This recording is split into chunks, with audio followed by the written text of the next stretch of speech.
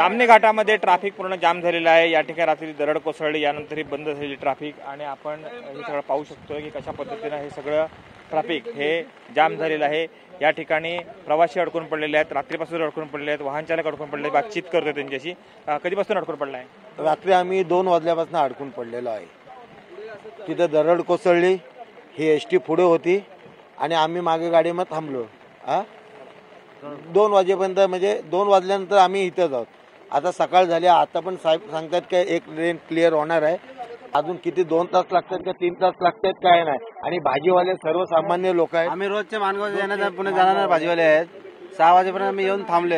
आमची एवढी विनंती आहे की आम्हाला इथनं सोडवा। आता आम्ही काय नाशवंत मानलंय, वस्तू आहेत गाडीत, भाजी आहे, फळ आहेत, नाशवंत वस्तू आहेत, तर आम्हाला सोडलं तर बरं होईल, कारण का उद्या त्याची काय आम्हाला काय खाय प्यायला नाही, आम्ही रात्रीपर्यंत उपाशीच आहे। ओएसिस फर्टिलिटीच्या तज्ञांनी IVF उपचार पद्धतीद्वारे 1 लाखांहून अधिक जोडप्यांना मातृत्व प्राप्तीचा आनंद दिला आहे।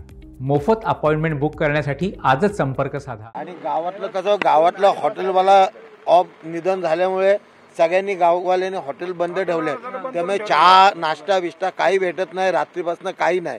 आता कोणी माणुसकीने आम्हाला बिस्लरीच्या बाटल्या भेटल्या दिल्या, बाकी दुसरं इथं काही भेटत नाही, सगळं बंद आहे, सगळं टोटल बंद आहे सगळं। आणि हे माणगावला जाणारे आजारी पेशंट आहेत, लक्षात आलं, रात्रीपासून आता। आणि नेमका गोळ्या पण 1 दिवसाच्या आणलेल्या, आज सकाळी त्यांना गोळ्या पण नाहीत घ्यायला, त्यांना डायबिटीजच्या गोळ्या घ्यायच्या। आम्ही अमेझॉनच्या मी रोज चलतो, तर असं प्रसंग पहिल्यांदा झालाय 12-13 म्हणजे 4-5 वर्षातून, आणि 7-8 महिने मी स्वतः गाडी चालवतोय, कारण आता खाली सोडण्याचा मार्गच नाहीये। ठीक आहे तुमचं, आपण जाऊ शकतो, पण रिक्षा आपल्यावर आहे, ते रिक्षा आपल्यावर आहे, ते बरोबर आहे का?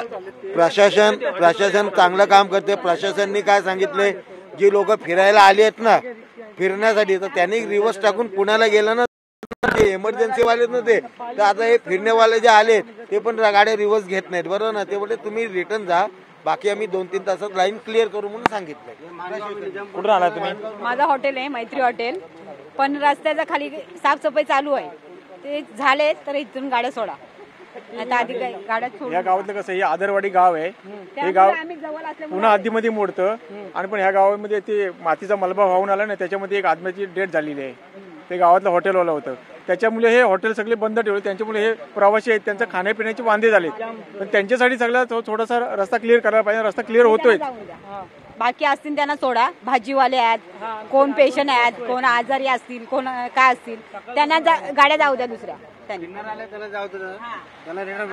भाजी आल्या, जे प्रवासी आहेत फिरणार आहेत त्यांना पुण्यामध्ये रिटर्न जाऊ द्या।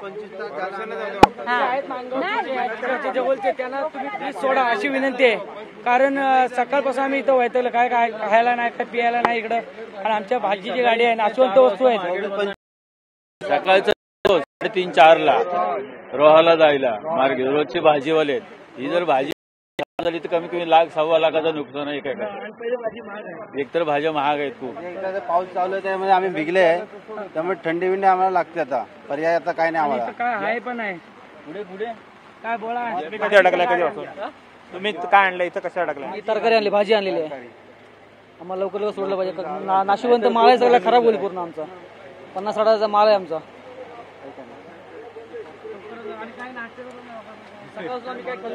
मार्ग बंद आहे, सगळे लोक अडकून बसलेले आहेत, रात्रीपासून ही परिस्थिती निर्माण झालेली आहे। भाजी विक्रेत्यांचं देखील मोठं नुकसान होणार आहे, म्हणून वाहतूक इथून आम्हाला सोडवा असं भाजी विक्रेते सांगतायत। मात्र अजूनही काही तास या ठिकाणची वाहतूक सुरळीत होणार नाही, पावसाचा जोर अद्यापही कायम आहे। पुढे जर्नलिस्ट हरी निगीसह कृष्णकांत साळगावकर, TV9 मराठी।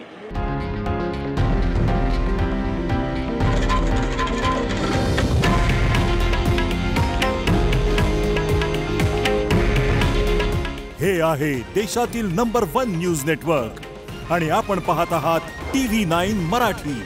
काळजी तुमची, हित महाराष्ट्राचं।